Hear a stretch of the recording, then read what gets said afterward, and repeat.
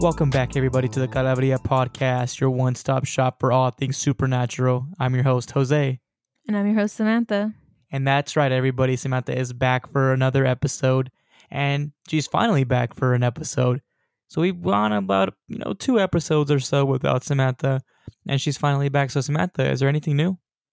Nothing new for me. Just been getting used to my school schedule, figuring out when I can record, and I'm glad to be back. Yeah, we're happy to have you back, and I know we have a good episode for you. This one, we're actually going to be tag teaming a case, so this one should be interesting. But before we get into that, I want to talk about the last episode that I did. So normally when we do these cases, I don't necessarily get scared by them, or like when we do these different episodes, I don't really get scared by it. I feel like just because we immerse ourselves in it, we do so much research, it's like we fully understand it. So it's not the same thing as like hearing it for the first time because you have already done the research so many times. You are like familiarizing yourself with it. So it's already like something like you already know about. And in a sense, we're like teaching somebody about it. So with the rake episode that I did, I just want to start off by saying normally when we record, we don't record that late into the day, right? Or that late into the night.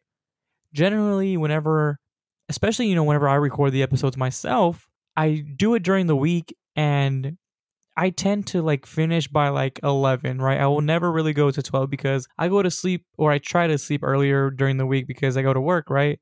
And I don't want to I don't want to finish too late. So for this episode, the rake one, right? I didn't finish too late. I think the latest maybe was like 11. And when I get out of the room, it's just black, like it's just dark. The only light was my room, and I was on the other side of the house.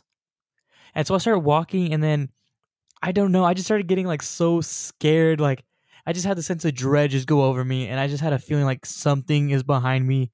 Someone is behind me. Like I don't know what to do. And immediately my mind was going like the rake, the rake, the rake, the rake, the rake, the rake. And I'm like, oh my God. Because like if you guys heard the episode, right? I have an experience with, I call it the rake, which I have no idea what the hell it is, but I'm going to call it the rake. And literally just spent like almost a whole hour just talking about it, researching about it, all this and that, shared my experience. So that's all I had in my mind was the rake, the rake, the rake. And so I don't have any light. I didn't turn on my flashlight on my phone. I don't know why. That probably would have been the smarter thing to do, right? I didn't turn around because I'm like, nah, hell no. I get in my room and I'm just like thinking it the entire time. And generally for me, like whenever I can't sleep or I get restless, I'll like play the TV or like a podcast or something. And this was definitely one of those times for me because my mind was just kept on thinking the rake, the rake, the rake, the rake. And I just had this feeling that something was going to pop up. I thought like if I turned and faced like my doorway, something was going to be there. And I didn't know what to do. I was so scared. And yeah, I literally scared myself that episode or making that episode. And I like to say, I thank God I haven't seen the rake at all. But I just wanted to share that because it was scary at the time. But now I look at it and I'm like, that's just so funny. Like really, like I really scared myself doing that episode. Mm-hmm. That is pretty funny. I know for me, like none of the episodes that we've done have ever truly scared me. But an episode you did, like the one about the duendes, when I listened to it with our mom, and I don't know if it was just the stories and just the way that people describe the way that duendes look, but like I was like that was like the only episode that ever truly like scared me and had me paranoid about like the creature thing we were talking about. So yeah. Like I don't know, it's just something about it, especially like I said, I feel like it's when you don't expect it. Like one story you shared was the one about like the whispering in the ear. Oh man, I forgot which one is exactly it was about. But I believe somebody like had something like whispered to them. And instantly when you said it, I got the chills. Oh, I just remembered. And actually I had the stories confused. So it was actually the one where like the person was like stopped and like they had like asked this person for like their phone or whatever, and they said something like, "Oh, you want to know something funny? Like I was at work today and somebody called me and said, whatever the line was, I just remember that instantly gave me the chills first. Like, I don't even know why. Like, it just creeped me out because there was something so real about that one. Like, that one wasn't really like crazy paranormal in a sense. It could have just been something that literally could happen to you any day, right? Somebody Mm-hmm. can literally just, like, hopefully not, right? But someone could just literally be stalking you and then just prank call you or mess with you that sort of way. So like that one, I don't know. It's just that fear that just gets to you. Some of these stories, and I hope, right, that maybe like one of our episodes, or if not, some of our episodes have done that to you guys, because that's the goal here, right? We all want to get scared every once in a while, and I hope some of these, kind of put that fear into you. So yeah, I mean, if we don't have any other announcements or anything like that, do you want to introduce the topic for today? Our case for today is going to be the Sallie House.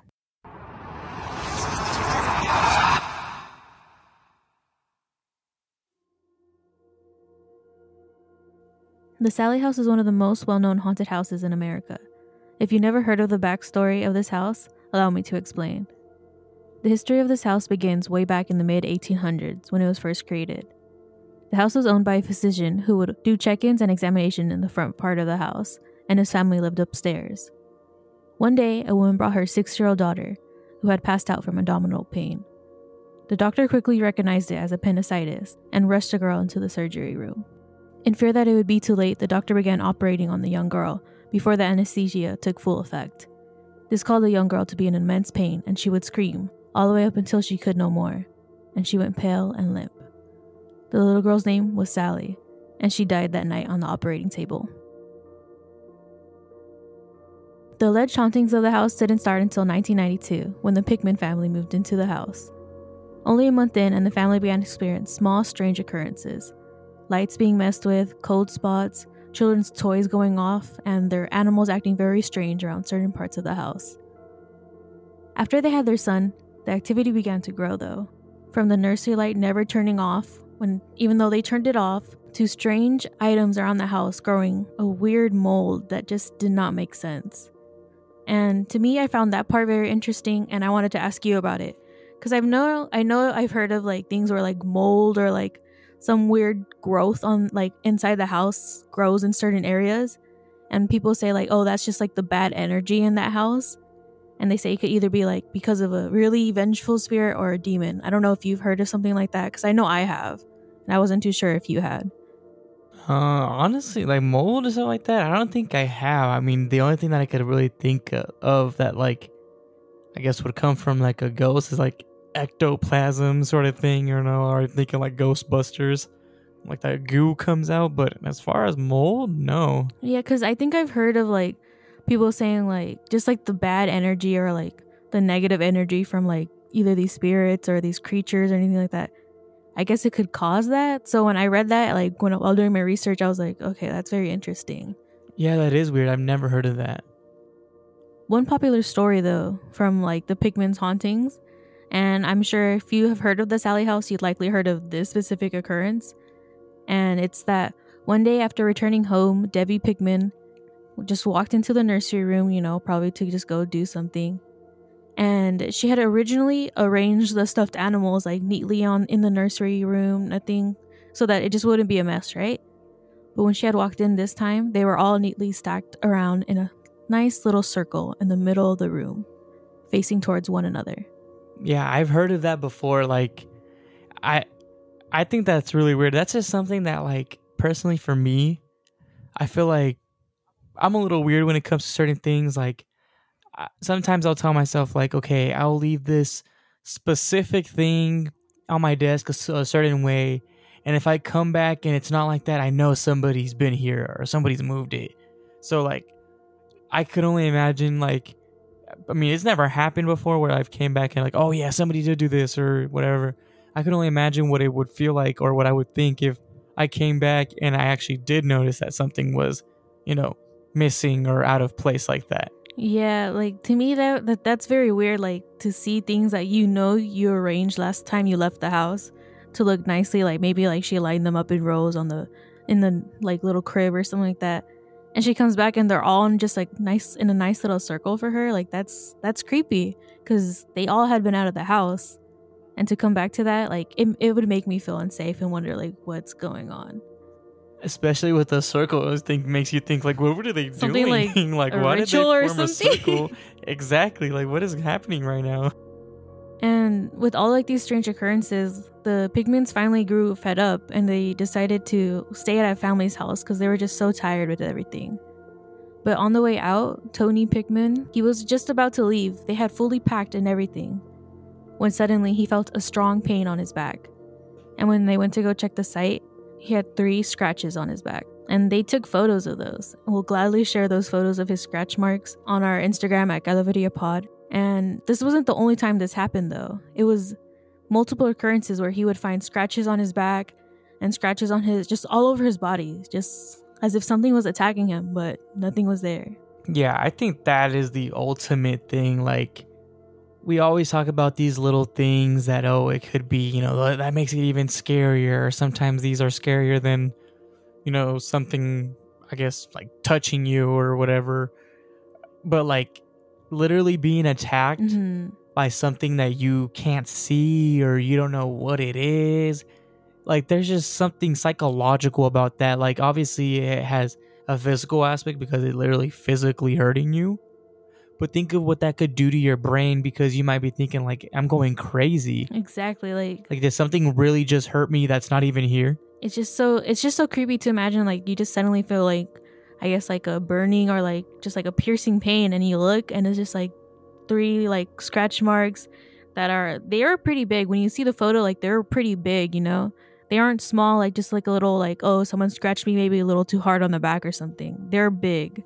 And like, that's just scary. And I finally, after like all of this activity, they decided to contact like a psychic medium by the name of Barbara Connors. And so I guess finally they're like, okay, this is obviously paranormal. Like, this is a little weird.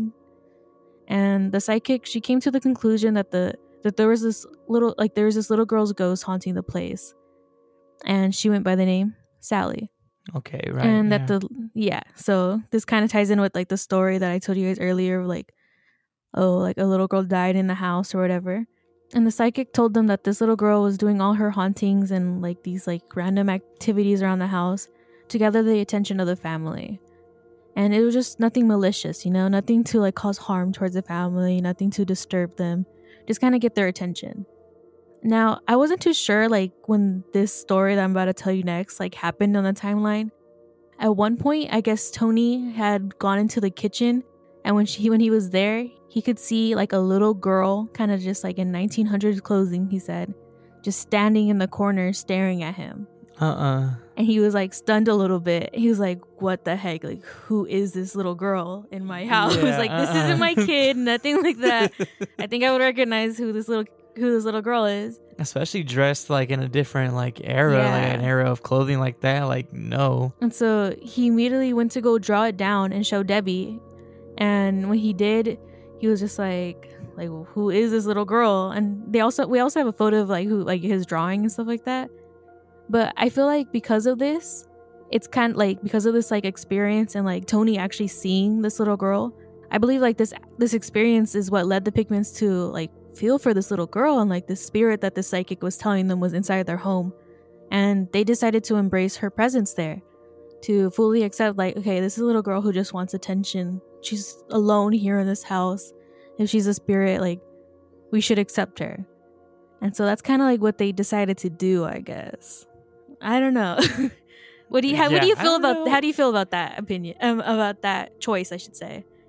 I don't know about that. I don't know if I would ever embrace a ghost. Like, I always hear stories about that where people were just kind of like, yeah, I just accept it, like, whatever, as long as you don't hurt me. Or like they'll treat the ghost in a sense like kind of like their kids, where they'll be like, all right, knock it off, it's time to go to bed or whatever. Mm-hmm. And then like it listens like personally for me, like, and all that's some white people shit right there. I'm not doing that, right? Uh-huh. We've seen these horror movies where these sort of things, like, I don't get why these people go through these things. Like, you don't need to. In the end of the day, you don't need to. Like, obviously there are solutions, there are things that you can go through, and you don't need to just, settle for, oh, whatever, we'll live with the spirit. Because no, I didn't buy the house with the intentions of having some random little girl that I can't even see living in there with me. Especially since she's causing like so much, like, not like, I don't want to say like trauma or anything like that, but like she's messing with them, and like the spirit, while like the psychic medium says it isn't malicious, obviously if at one point they had decided to go live with like a family member for a couple of days because they were so tired, it was malicious to them. So like I don't know why they decided to stay. Mean, not only that, I mean, like, oh, it's not malicious, but it's only gonna just leave Wolverine marks on your back and on your chest. It's like the little joke people make about the dogs, right? Like, oh, don't worry, he don't bite. And it's like a freaking massive dog just foaming at the mouth looking at you like, no, that doesn't make any sense. Even if it's a little girl, he's seen the actual little girl, right? Obviously, if they know, they're aware that, okay, there's this spirit here. From, as far as like the story goes so far, it seems like that's the only thing there, right? They haven't seen anything else. They weren't told about another spirit there. So, like, it just seems like they just kind of forgot that he was literally attacked. Yeah. Like, I would not forget the fact that I was just beat up, basically, by a freaking spirit. Yeah, especially since, like, it's a little girl. Like, why is this little girl scratching me? Exactly. Like, damn, this little girl taking out a grown-ass man. Like, what is going on? I feel like this decision... Obviously, I'll just go on with the story. This decision would later like bite them in the butt because the activity only worsened. The attacks on Tony would only get worse and worse from here on out. But to me, the craziest story that I found after like they learned like what was happening, or I guess learned with quotation marks because the story isn't over, is that at one of their child's birthday parties, a doll that was just sitting alone just randomly caught a blaze and just went on fire. No sparks, like, no one near it. It just caught on fire. See, I've heard of spontaneous human combustion, but I haven't heard about spontaneous doll combustion. Me either.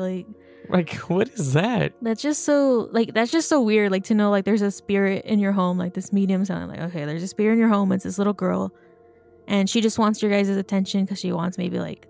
Because you guys are adults or something like that. I don't know what they were thinking. Yeah, like... And she's like, let me go set this doll on fire because I want to play with it. Like, that's weird. You have a pyromaniac spirit uh-huh. of a little girl from the early 1900s. Exactly. Who likes to attack grown men and set dolls on fire. Mm-hmm. Like, that's just so weird. I don't know. See, if these alarm bells aren't going off for them, I don't know what's gonna make them, ultimately leave, because they had it right in the first place. They were going to leave, but then they just ultimately decided, yeah, we'll give them a shot, right? I guess we'll let her stay. I want to just talk about some other occurrences, like other weird occurrences, before I kind of tell you like where the story like kind of ends off at. Is that Tony? Well, first of all, Debbie and Tony like. They got pretty popular for like living in this house, and I believe they were interviewed a couple of times as well for like the while that they were living here. And so there's like interviews of them talking about it. Like, I'm pretty sure you could probably find them out there. I read through like a few of them, and Tony talked about having these very negative thoughts at one point. Like, he would wake up, no positive thoughts at all. Not even just like, oh, like today's gonna be a good day or anything like that. It didn't have to be like, oh, fully happy thoughts or anything like that, where like today's gonna be fine. He just only had negative thoughts about the day. And that he also said that he constantly had the urge to slit Debbie's throat. He just felt so negative and so violent for some reason. And that's like scary to think about, like that the person that you're married to is like, you learn later on, probably after, like he was having these thoughts while you're sleeping in the same bed as him, or you're even just in the same house as him. Like, that is scary to think of. Exactly. I'm pretty sure he didn't just walk around and just tell her like, hey, I feel like slicing your throat open right now. Exactly. Like, that is scary. That's just so scary to think about. And it makes me wonder, like, what is this? Like, what is going on in this house to have this dude think like this? Like, that's weird. Yeah. And so like with that, I know that they say that spirits, I wouldn't even say spirits, right? Because like we've talked about in the past, there are good spirits, there are bad spirits. And they say that, like, obviously, like, the bad spirits are, like, demons, right? Mm-hmm. They feed off of this, like, misery and just negativity, really. And it could be that like they go after a vulnerable person. So whatever, maybe they could sense that, hey, he's more mentally vulnerable, or whatever the case may be, right? Then the wife, right? So they're going for him, they're feeding him, or they're feeding off of him, and they're feeding him this like these negative thoughts. And it could just be that maybe they see like, okay, this is the man of the house, he's bigger than obviously their kids, and bigger than the wife. So maybe they're like, hey, let's use him because we know we can get more done through him. Yeah, the way I was seeing is like, obviously Tony is being like targeted a lot, like with first of all the attacks, like with the scratches, and second of all like with these, I guess, like forced, almost like weird negative like thoughts or something like that. I don't know what it would be like titled or like called or anything like that. I guess like homicidal thoughts. Yeah, like homicidal thoughts. But like, to me, what I saw it as is that like maybe Tony was more susceptible to this, and obviously if he's being like susceptible to this and like he's being affected in this way, it's gonna end up affecting his family as well. So like I don't know. I don't know why they stood in this house. For me, that's what I'm doing. I'm like, why are they still here? You see, at first it just seems like little things that maybe you could write off, okay, it's an old house or this and that. And then it just gets to a certain point where you can't really make excuses anymore. And especially like, I'm just saying, if I lived in that house and I got scratched, that house would have been sold, demolished, whatever the case is. I am no longer living there. I just would not stay there another second. Exactly. So I don't see how they keep going on. And it gets to the point where he's literally thinking of killing his wife. Like, no, like these are all red flags that it just seems like, I mean, I won't say they ignored, because at the end of the day, we don't know what their situation was. It could have been like, hey, we bought this house, we can't just up and leave right away, right? I mean, who knows what their financial situation was like. But I just like to think that if I was put in a situation like this, I would just not put up with this sort of thing, and I'd be out of there. Same here. And like these occurrences, like they would happen, I guess, pretty regularly, obviously, because from what I read is that like the scratches didn't happen. There's multiple photos out there of like just different scratches that would happen to Tony. And like the fires that I talked about, like with the doll, they didn't just happen that one time or anything like that. They would often like, there would also be like random fires that would start in the nursery home. And that kind of brings it back to like, why is it always in the nursery home? Like that something's happening. Like, so at first they would say like at night, whenever they would turn the light off, their neighbors would tell them like, hey, you're leaving your light on in the nursery home. Like, why are you leaving that on? Like, shouldn't your baby be sleeping? And that kind of like threw them off, because they're like, well, we're turning the light off. Like, what do you mean the light's on?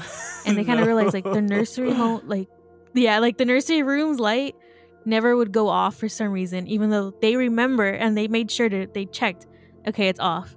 But I guess as soon as they fell asleep, it would turn back on or something, and like it would disturb their baby. No, you see, okay, I'm not thinking that it's a light. Immediately I thought that this is, the light coming out from like a fire or something. That's immediately what I thought of. Maybe, I don't know. But like that's scary to think of. Like all these strange things are happening. To me, like it's a little weird that they stay there. But like obviously we don't know their situation. Maybe they couldn't just leave right away. But yeah, but I see like, yeah, like man, I don't know.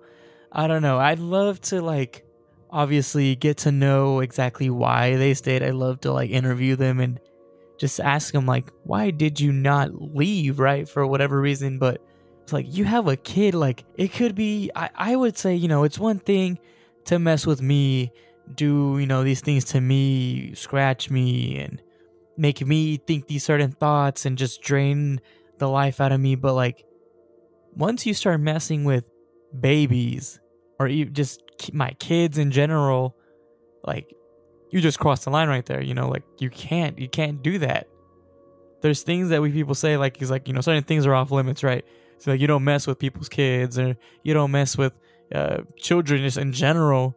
So this is just like going overboard, and man, I just don't understand like why. Exactly. And I kind of want to, I'll go ahead and finish this off actually, because this next part I'm about to tell you, and I feel like it's going to make you a little upset. It made me feel very annoyed.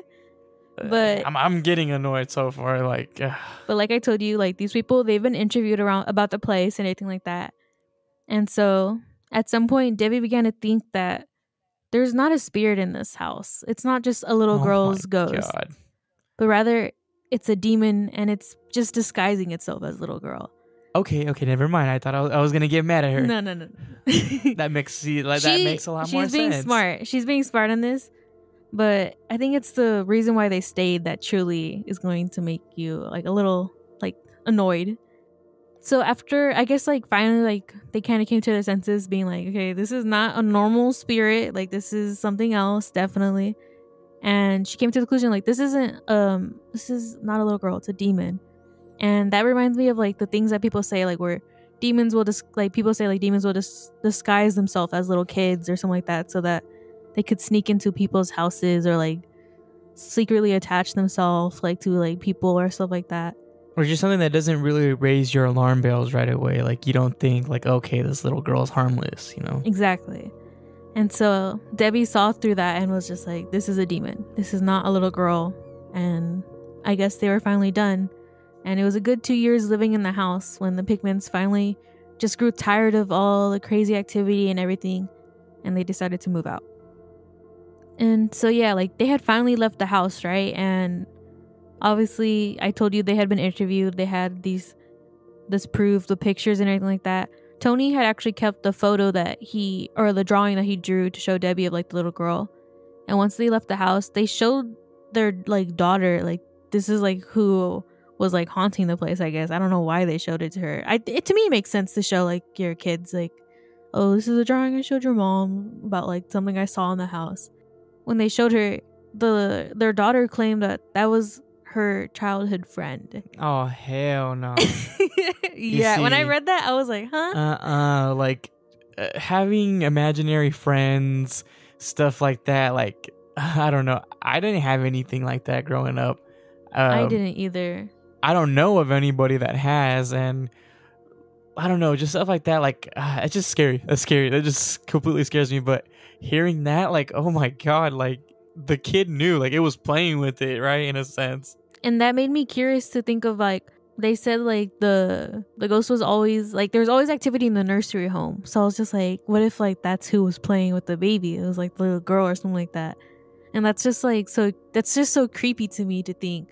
And I kind of hope that it's not a demon playing with the baby. I hope it's the little girl that's just like, oh, it's a baby. Like, you know how, like, little kids, like, they see other, like, little kids and they're like, oh my God, it's a baby. Yeah, they think, like, they're so cute, like, little toys. That's kind of what I hope it is, because, like, obviously there was no harm done to, like, the kids or anything like that. So I was kind of hoping it was like that. But I don't know. When I read that, I was just like, that sent shivers down my spine. I was just like, that's weird. Like, to show your daughter, like, this is the little girl that was in the house. And she's like, that's my friend. Yeah, no, like, that's a whole nother level.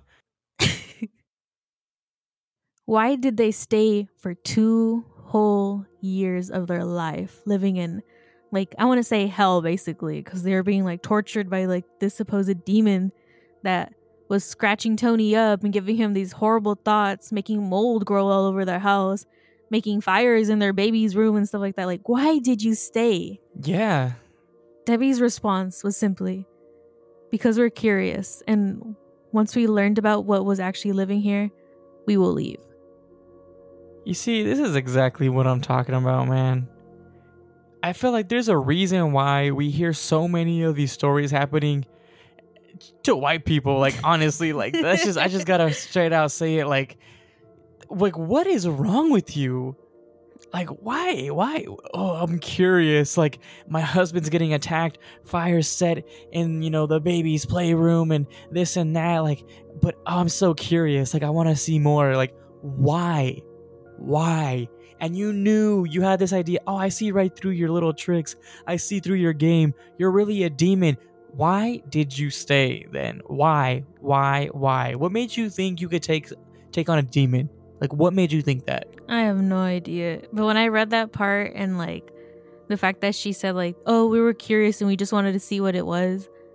I was just like, I would have been like, okay, this is obviously something bad. And once, like, I could get it maybe after like the first like couple things where it's just like, oh, like weird things are happening, like lights are turning on, there's a couple of cold spots or whatever.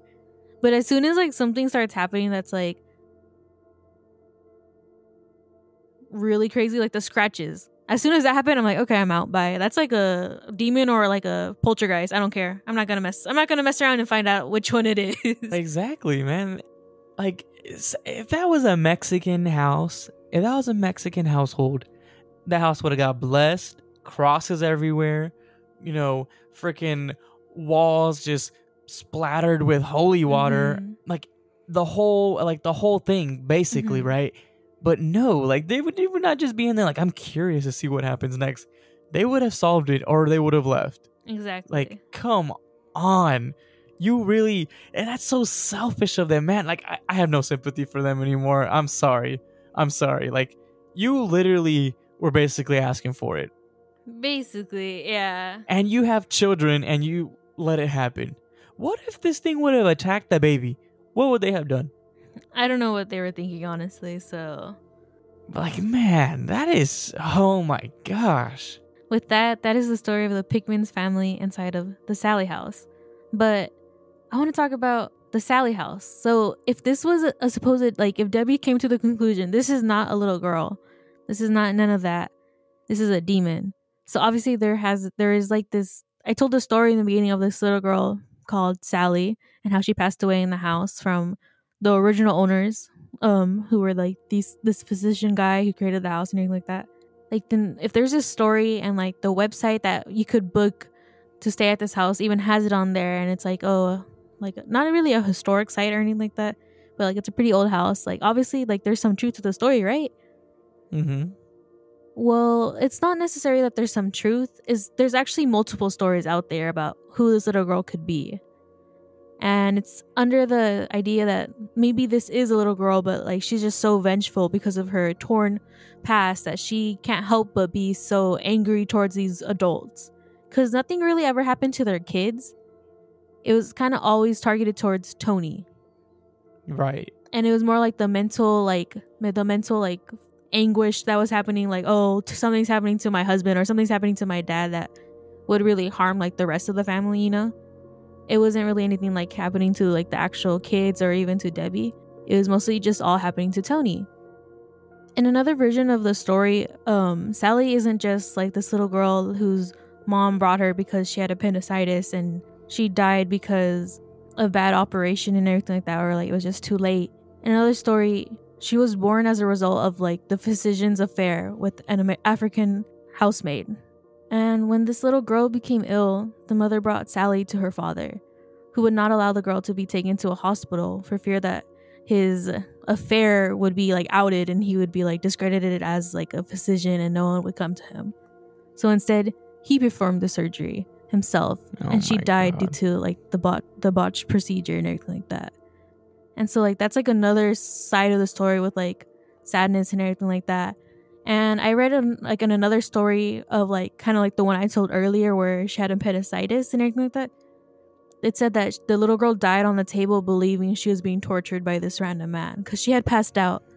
And so when she must have woken up at one point because they were trying to put her underneath anesthesia and everything like that. Oh, no. So some people still believe like, maybe it isn't a demon. Maybe it is like this little girl, but she's just so torn and like, she died in such like a horrible way and everything like that, that she is angry and she's hateful, possibly towards, I feel like for me when I was researching, I was like, maybe she's angry at men, at these white men because of like the guy, And so to me that kind of made me think of that. I kind of started thinking that way because like a lot of these things were happening just to Tony, and that's it. That's kind of like my theory, I guess you could say, on like why people still say like this is Sallie's house or whatever. Yeah, I mean that makes like sense. House, Like I guess like whatever whatever the true story is, it is sort of weird that it really only attacked Tony and it didn't really do much to the mother or the wife, right? Like it like, yeah, they both experienced things, but he was the only one that was really experiencing the physical pain Mm-hmm. and that like mental torture, mind games sort of thing, right? So that does make sense, I guess, that the spirit is vengeful again. Like, obviously, if that story is true about, for one, okay, this surgeon or this physician. Yeah. So I remember right now the physician. His name was like Dr. Charles Finney, I believe. Yeah, that's what his name was, I guess. But I don't know if that's true because I only found that in one source, and the website didn't have a name for the original owner, so I'm not too sure about that name.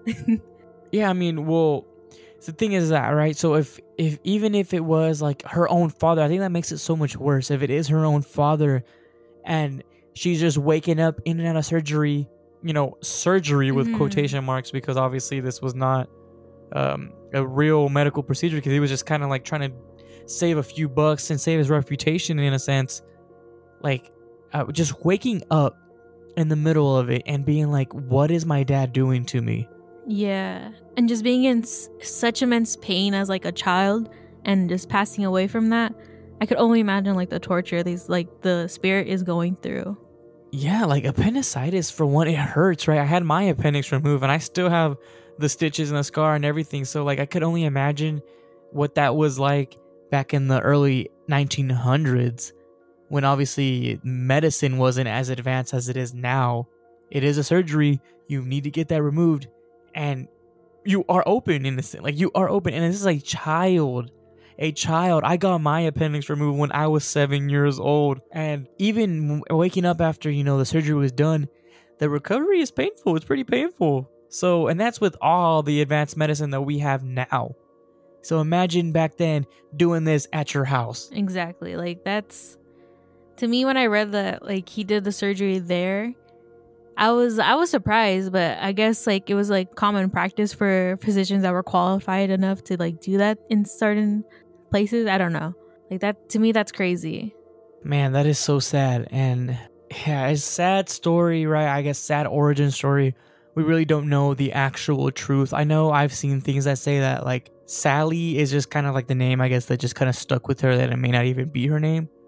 But I mean, the way it just sounds, that there was a child that died here that probably shouldn't have died in the first place, Something or someone neglected this child in one way or another, and the child suffered, and now we have this house that is basically plagued with a spirit or a demon or whatever it is, right? But it is just as a result of like this misery, like this feeds off of this. And that's what we see with so many of these places, that it just feeds off of negativity.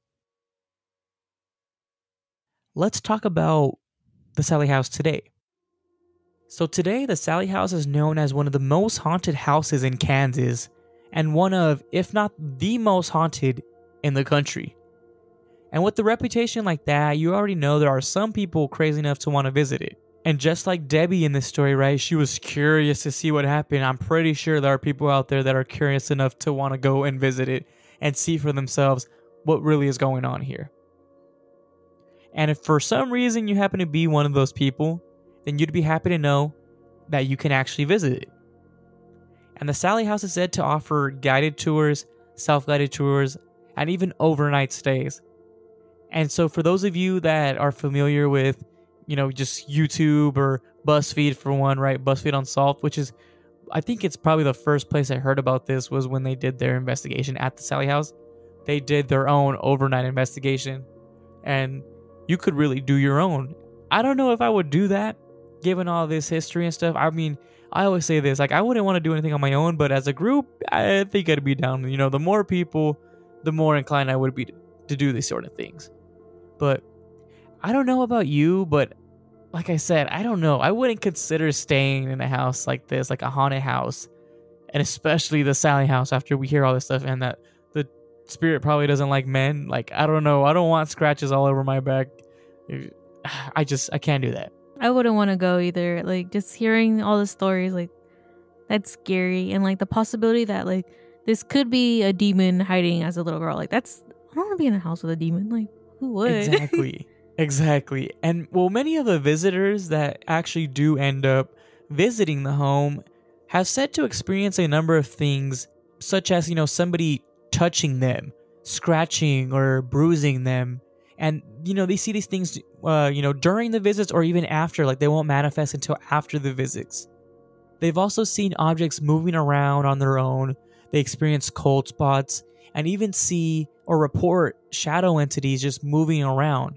Another thing that we see like real common with these sort of spirits is that the manipulation of electronics and basically just kind of like stopping them, right? Making sure that they don't work, draining their batteries so that you can't use them. And I feel like some of those on their own would be enough to scare me away, but add them all together and then you have enough to make anyone go crazy. Which is why it surprises me so much that they really lasted 2 years in that house. Like really. That's literally why we had the saying, curiosity killed the cat. It literally almost killed Debbie. And she was so curious. I wonder how she felt hearing Tony say that he had literally like urges to literally just slit her throat. Like I wonder if, she clicked in her head like, damn, maybe we should have left sooner. Like I said earlier, just imagine being attacked by something that you can't even see. Like, I don't know if that scares anybody else, but just the thought of that just creeps me out. Like, I think of the movie that came out recently of The Invisible Man, where like it was this woman's ex-husband that somehow made himself invisible and was coming back to like essentially try to kill her. Like that is so scary, like that concept. But like, oh my god, yeah, like I just could not. I really do not understand why these parents just kept it going.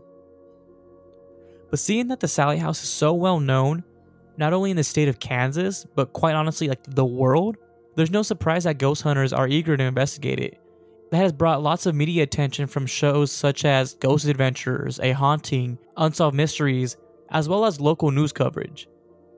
And the Sallie House has also been the subject of many YouTuber investigations from creators such as Sam and Colby or BuzzFeed Unsolved, like I mentioned, and many, many more. You may even consider the Sallie House a celebrity of sorts, but don't let all that Hollywood talk distract you from the fact that this house is nothing to play with. Don't believe me? Well, maybe these first-hand accounts will convince you.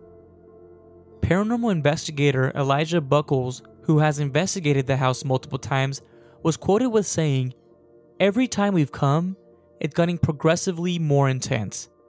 What we feel is that it's more dangerous." User Queen of Hearts 77 on TripAdvisor left the following review. "I had seen about this house on sightings back in the 1990s when I was a teen, then again on an episode of Ghost Adventures just recently this spring.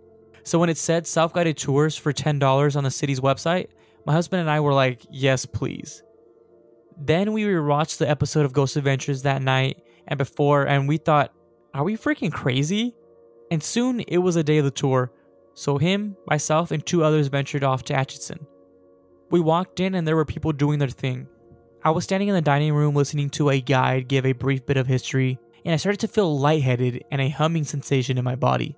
I was like, I need to move away from here. Not scared, just weirded out. I had a ghost app on my phone and it started saying names of people and would answer some of the questions but not all. We turned on a flashlight and I told whatever was with us to turn it off. It did slowly. I assumed it was the battery.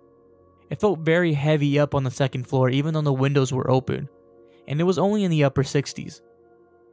We went to the infamous basement where there was supposed to be a portal in the crawl space where the demon or the entity lives. My husband went over to the crawl space and was like, I don't believe you're real. I'm coming in. My ghost app started saying stop.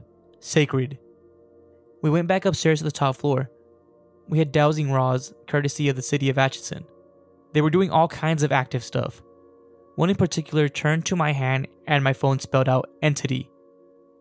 My husband then started acting weird. He later said that he couldn't move. His mind was saying leave this place, but he was numb and couldn't get up. He said he also felt guilty for taunting whatever it was in the basement even though he was a skeptic. We had some more fun times. A man said something growled at him, a lady said something pulled her hair and was freaked out. And when we left, the guide had the flashlight in her hand and we informed her of what happened and she told us that she put fresh batteries in it before we even got there. and then she turned it on and it was bright as can be. So I don't know what was real or if it was all in our heads. I do know there was something there and everyone else would agree. We all experienced something, even the skeptics. Blogger Tim Trudell visited the home and reported the following. As a part of a hosted trip of Haunted Atchison with other writers, I toured the house with a guide. The 5 of us, Travel with Sarge, the hodgepodge hippie, and our host/guide, entered the house at 508 North 2nd Street. It was dark as we were taking a late night tour of the Missouri River town. Standing outside, we took photos of the house. As I looked at my photos later, I noticed a 6th shadow to the far left of the photo. Remember, there were 5 of us. I figured it was a shadow of our host, but I could see her shadow against the house. This 6th shadow, however, looked like a hand holding onto the corner of the house. A shadow of a tree limb, maybe? As we entered the house, we were each required to sign a waiver. A waiver? For a house tour? Either this was a gimmick or we were about to get into some serious stuff. Then we moved into the kitchen. It was in this room our host told us that Sallie fell victim during her operation. The room features a hospital slab and some props for dramatic emphasis. Then, I felt something touch my right ear. It felt like hair falling over my ear, but since I wear my hair short, I knew it wasn't mine. It also felt like it could have been someone, or something, touching their finger to my ear. As my wife can confess, I am very sensitive about people touching my ears. It happened a few times, and I mentioned it to the others. The pair of the bloggers then moved down to the basement. Soon after, Sarah heard a voice. I recall hearing something, but it didn't register. She thought it sounded like a nail being tapped on a metal chair. We all looked at the chair, assuming, I guess, that it would move about or maybe hover a few inches off the ground. Nope. However, our guide had an EVP app on her phone. This app has been used by professional ghost hunters. It registers energy in the room and spirits will use that energy to form words. As we looked at the chair, the word closer came across the phone. She stepped next to the chair and ill came across. After that, the energy disappeared. As we looked at the pictures on our phone, one of our team members noticed the outline of a face on the basement wall. That picture wasn't on my phone. Very odd. However, we decided it was time to move upstairs. As we toured the top floor of the mid-1800s house, Thena's phone randomly took photos. One was of a bed. Later that photo was just a blur, despite each of us seeing the bed pic. After we left the house, we discussed what we saw and felt, as we tried to wrap our minds around our first known spiritual experience. Did we see a ghost? Did we actually have a paranormal experience? Can each item be logically explained? Perhaps. Perhaps not. That's the difficulty of these types of experiences. Some people believe they're open to experiences while others will flat out deny ghosts and paranormal life exists. So I'm glad that blogger at the very end mentions that, little quip about, some people will be open to the idea of ghosts existing and or experiencing these sort of events, while others will just flat out deny it, like before it even happens.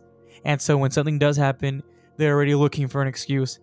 So I think there are people like that. Like these different stories that I shared, there wasn't anything crazy like how it was in the with Tony, right? Nobody. Well, I mean, obviously, I did mention that some visitors do experience like scratches or bruising, but it wasn't fire starting and scratching and things flying across the room and that sort of stuff. But there were little subtle things, and this is just one night. Imagine spending 2 years there. Exactly. Yeah, and I think when it comes to stuff like that, people are quick to just write it off as like, oh, this is just a hoax. This is not real or whatever. Obviously, we don't have an account of every single day that the Pickman family, what they experience, on a daily basis. But I would like to imagine that there wasn't, things constantly going on. Maybe one person would experience something, or maybe something would happen once a day. But, every single day for 2 years, I just doubt it, And I like to think that the ghost probably taking a little break or so, like, yeah, I'm on vacation right now, or maybe on the weekend, something like that. I'm sure there were small breaks that felt where things just felt peaceful, but those days I feel like are more easier to forget than like the more like crazier ones. So I'm sure they weren't noting down like, okay, this day we had 6 occurrences. For sure. Exactly, right? So like that's the one thing. I'm glad you said that too. I mean, when we hear these haunted like houses or these haunted like places, they don't talk about the good times, obviously. Like that's not going to be a part of the story because people don't want to hear about that. They want to hear about the nitty gritty and the ghost attacked me and threw me across the room and I started flying and I crawled up the wall. Like, they want to hear that type of stuff. They don't want to hear, oh yeah, it was really peaceful for a month. Like, okay, tell us more. Like, yeah. So I'm glad that he mentioned that. And those experiences, like, I could only imagine what, somebody may experience sleeping over the night. Obviously, they didn't do the overnight one. They just did like a night tour. And when I was reading on people's like experiences on that, I did find it like, I feel like I would be uncomfortable, not only just considering all the history of the house, but one person mentioned that they stayed there with their wife. And in this story, they didn't really experience much. There were little things that they were able to like write off to maybe just being the house just being old, right? But they did mention how like people would just go up to the house and just try to look inside. And like, imagine if you're staying at the house.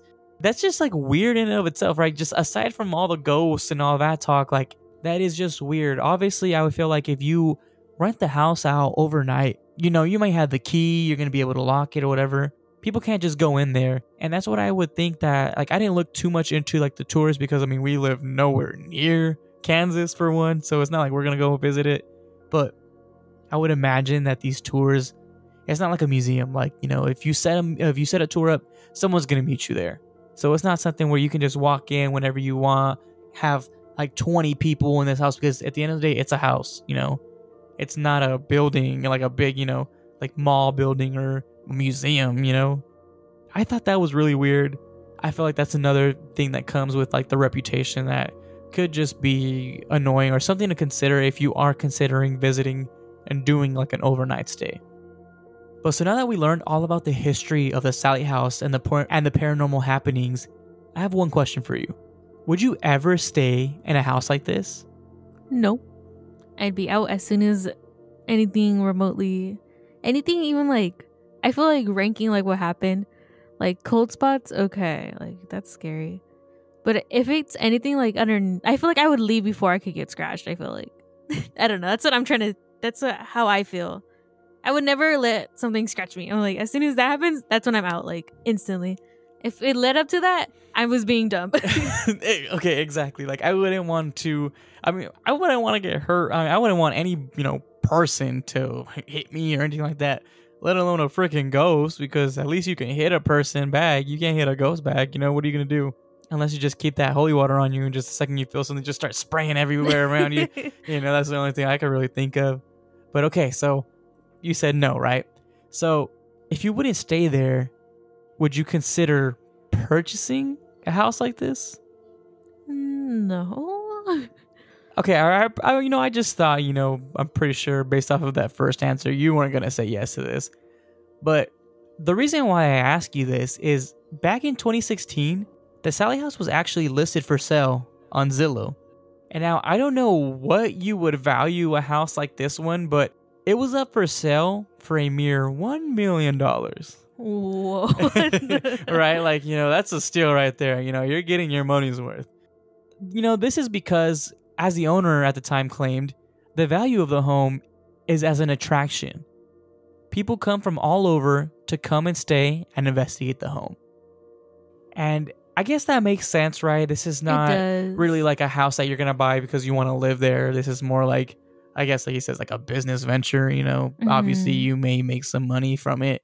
But I don't know. I don't know about that. I feel like if you purchase the home, you have to maintain it, somehow, right? You can't just buy it and never visit it. Yeah, and then like if you're doing the tours, you're gonna have to hire someone to give the tours and anything like that, or hire people to like at least go give the people the keys. Unless you're gonna be the one there giving the tours. Like if you're buying this, it's gonna be like a pretty big purchase, and like you have to plan it out. Exactly. I mean, $1 million. I mean, that was in 2016, right? Nowadays, this would be a lot more, especially considering how everything's been going up lately. But If you perked up when you heard that, the house was for sale, I'm sorry to say that it actually is no longer up or no longer listed on the market because it was taken off the following year in 2017. But according to Zillow, the house is valued at a reasonable price of $165,000, far below the former price of $1 million. And I feel like this is more estimating the house in general, right? Not considering that you're gonna rent it out to you're not gonna rent it out to go do these like tours and stuff. This is just kind of like estimating the value of the house as a house. Yeah, like if you were gonna live in it, basically. I'd like to hear from you all. Like, would you stay at the Sallie House or maybe even consider purchasing it? I know Samantha and I definitely wouldn't. Visiting it, honestly, like stuff like this. If I'm in the area, yes. Yeah, stuff like this does intrigue me. Like, I would definitely want to visit it. I probably would only do like a day tour. I probably wouldn't do a night tour. Definitely not an overnight tour or an overnight stay, I should say. I would say like pushing it for me would be like doing the night tour. Like, it'd be exciting, but I definitely want to be with people I know and just be like, okay, guys, we're gonna have a night tour here. Oh yeah, for sure. And that's exactly what I'm saying. Like, if we were to do a overnight stay, it wouldn't really be a sleepover type of deal, right? Like, I would not sleep. I'd stay up all night. Yeah. And I would definitely have to roll with like at least like 10 people. That made me feel pretty comfortable. I was over here thinking like at least 5. Yeah, I guess that's pretty reasonable. As long as I'm not the only one and I won't be alone for anything, like, hey, if we're going to the basement, we're all going to the basement. If I'm sleeping in this room, we're all sleeping in this room. If like, we no. all heard that noise, we're all staying in the same room and not leaving. Exactly. But yeah, I mean, that is the story of the Sallie House. And again, I'd be happy to hear from you guys. Have you guys heard of the story of the Sallie House? Would you consider visiting it? Honestly, tell us what you guys think about the Pickmans. I know I can't be alone in, just thinking like, what type of parents are you, for one, putting your children through that just because you were curious? I definitely want to know what others people's opinions are, because when I read that, I was just like, are you serious right now? And with that, as always, we'd like to end off by thanking our sources. Thank you to velvettropes.com and their article, Sallie House, The History of the Atchison, Kansas Haunted House by Sarah Pascal, and buggedspace.com for the article, The Dreadful Ghost of the Sallie House. Thank you to visitAtchison.com for the webpage on the Sallie House. Thank you to scriptsnews.com for their article, Haunted America, The Sallie House, written by Axel Turkios on October 27th, 2021. Thank you to usghostadventures.com for their blog on the Sallie House. Thank you to tripadvisor.com for user Queen of Hearts 77's review. Thank you to Tim Tradul for his blog, The Walking Tourist, and his blog post, Ghost Bloggers, Visiting Atchison Sallie's House, written on September 20th, 2018. Thank you to WFLA.com for their article, This Really Haunted House Could Be Yours for $1 million, written by Alyssa Grogninger on March 29th, 2016. And finally, thank you to Zillow.com for the listing on the Sallie House. And as always, everyone, just like we always do, we're going to leave you guys with something to talk about, right? And so for this one, we have a TikTok. And in this TikTok, it starts off with this girl, right, in bed, like sort of like panicking. And she's speaking Spanish and she's like trying to tell her boyfriend, like, wake up, like I'm scared, right? And then she's like panning back and forth in the room. And then she goes to the door and you see the door creep open.